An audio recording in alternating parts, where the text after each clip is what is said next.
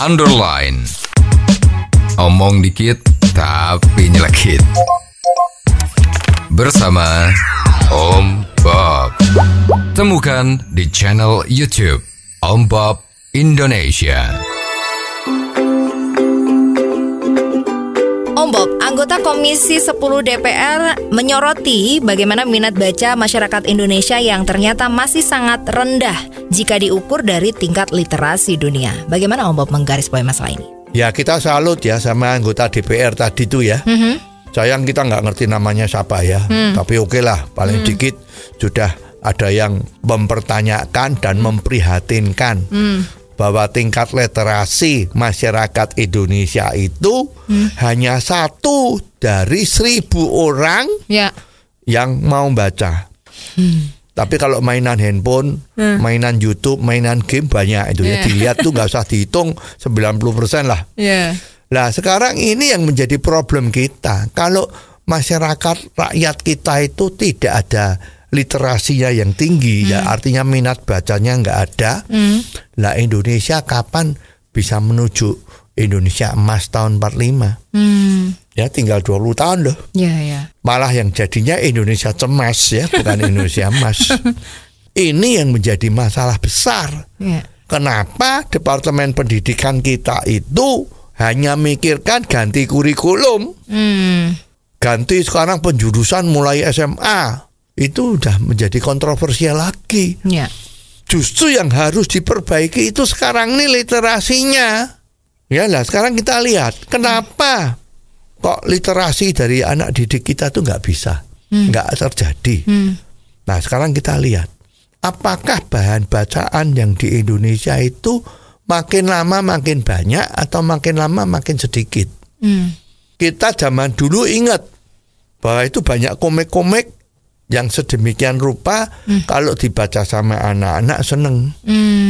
Jadi ada komik ceritaan Mahabharata, ada komik Kancil Nyolong Timun, ya, ada ceritaan pewayangan Rahwana Syama Sinta, ya sejarah-sejarah Indonesia Pangeran Diponegoro, Cut Nyak dari Aceh, ya, Patimura dari Ambon, itu dulu dibikin ceritaan komik dengan bahasa sederhana, dengan gambar yang cantik-cantik, yang molek-molek, dijual dengan harga murah, sehingga semua ini menjadi literasi anak-anak yang dibimbing oleh orang tuanya, dongeng sebelum tidur. Nah sekarang sebelum tidur ceritanya apa?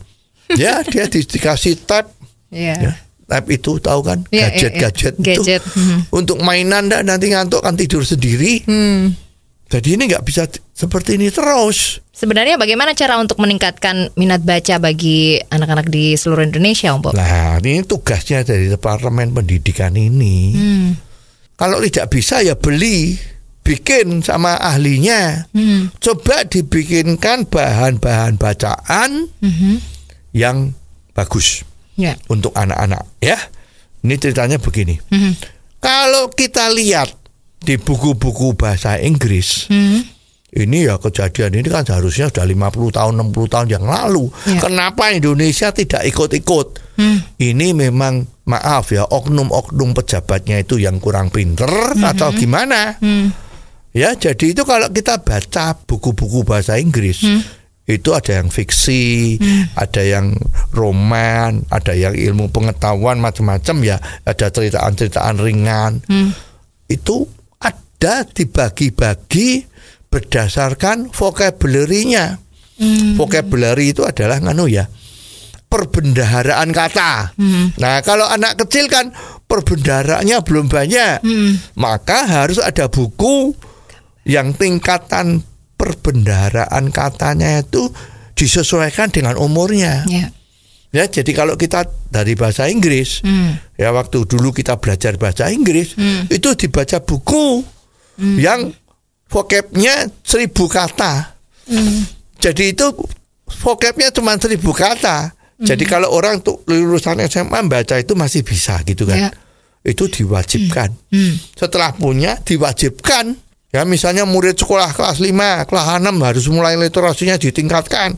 Oke, bikin buku ceritaan macam-macam isinya. Kalau muridnya itu ada 50, ya bikin buku yang ada buku yang 50 tapi beda-beda ceritanya. Vocabnya misalnya bahasa Indonesia kalau kelas 5, kelas 6 itu ya mungkin vocabnya 1000 mungkin harus sudah bisa lah ya. Makan, minum, sapi, kambing, anjing, itu kan bisa kan? Ular itu kan bisa sampai 1000 udah bisa itu pasti. Lah kasih bahan bacaan yang begitu, mereka harus membaca diselesaikan dalam tempo misalnya ini ya, seminggu sekali atau sebulan sekali satu buku. Tapi bukunya murid itu kan beda-beda semua. Betul. Jadi nggak bisa nyontek kan?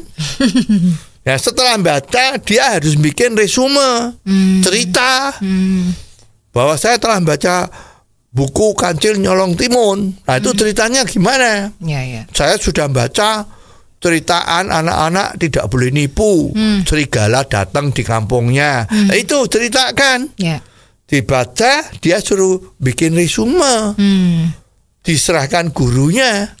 Nah kalau seluruh murid itu bukunya beda cerita kan tidak bisa contek-contekan. Jadi semua harus bikin. Ya kalau nggak baca ya dikasih hukuman.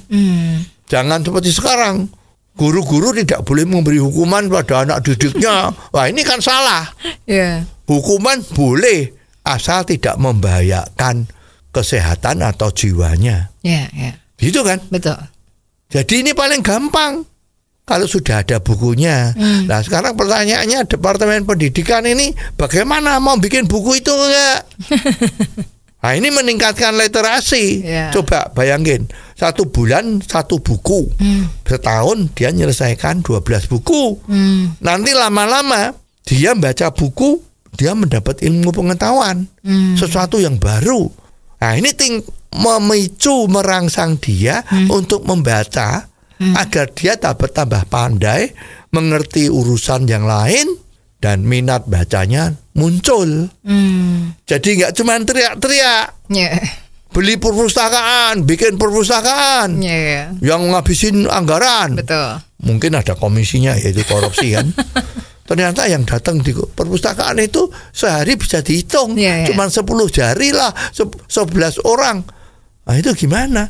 Inilah meningkatkan literasi harus dari anak kecil. Nah tadi itu caranya.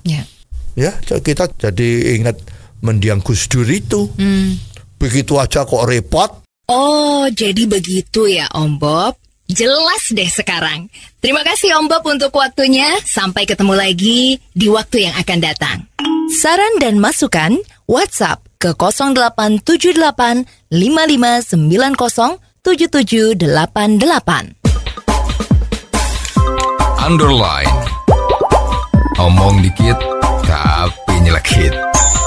Bersama Om Bob. Jika Anda suka dengan channel ini, jangan lupa subscribe, like, dan komen.